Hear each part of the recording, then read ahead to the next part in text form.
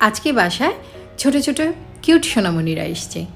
আমি কোন ড্রিঙ্কসটা বানাবো কিংবা কোন খাবারটা বানিয়ে ওদেরকে ইমপ্রেস করব আমি বুঝে উঠতে পারছিলাম না।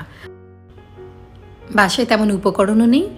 আমি আর আমার মেয়ে মিলে চিন্তা করলাম এমন কিছু একটা বানাবো যেটা সত্যি ওরা চমকে যায়।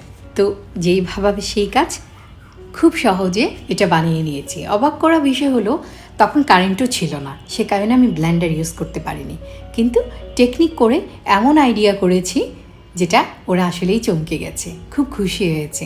আমি এখানে টক দই ব্যবহার করব। একটা বয়াম নিয়ে নিয়েছি, এই বয়ামের মধ্যে 3 টেবিল চামচ টক দই দিয়ে দিলাম। টক দইটা আমার বাসায় তৈরি। তারপর এখানে ঠান্ডা ঠান্ডা পানি দিয়ে দিয়েছি 250 ml। অল্প একটু চিনি দিয়ে দিয়েছি 1 টেবিল চামচ। আর এখানে কয়েকটা বিস্কিট ব্যবহার করেছি। বাসায় এই বিস্কিটগুলো অ্যাভেলেবেল ছিল। এটা অরেঞ্জ ফ্লেভার একটা বিস্কিট, 15 থেকে 20 টাকা দাম একটা প্যাকেটের। এগুলো ভেঙেও দেওয়া যাবে, আস্তেও দেওয়া যাবে, কোনো ব্যাপার না, এটা এমনিতেই গলে যাবে। আমি এখানে 3টা বিস্কিট ব্যবহার করেছি। এখানে এটুকুতে যে পরিমাণ ড্রিঙ্কস হবে 1.5 থেকে 2 গ্লাসের মতো ড্রিঙ্কস হবে যদি গ্লাসটা ছোট হয়।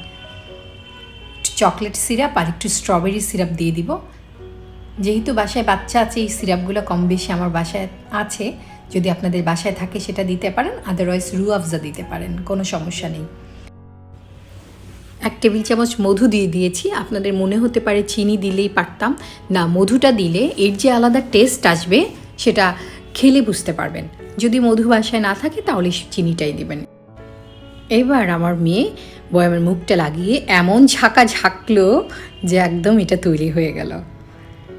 সত্যি সত্যি এটা যে টেস্ট এবং কালারে, ডেকোরেশনে এতটা সুন্দর হয়েছে যে আমি আসলে ভীষণ মুগ্ধ হয়ে গেছি আমি নিজেই।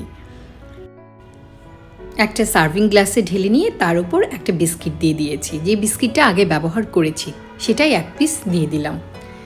তারপর উপরে একটু স্ট্রবেরি সিরাপ, এর উপরে একটু চকলেট সিরাপ দিয়ে ফোটা করে ডেকোরেশন করেছি। আমি আসলে এটার ভয়েস দিতে আমার নিজেরই খুব এক্সাইটেড লাগছে, কারণ আমি বুঝতেই পারিনি এটা এত সুন্দর হবে এবং একই সাথে সবাই এত মুগ্ধ হয়ে যাবে। তৈরি হয়ে গেল সুস্বাদু এই ড্রিঙ্কস। ভিডিওটি ভালো লাগলে চ্যানেলের সাথে থাকবেন আশা করি। খাবেন যখন ভালোটাই খান।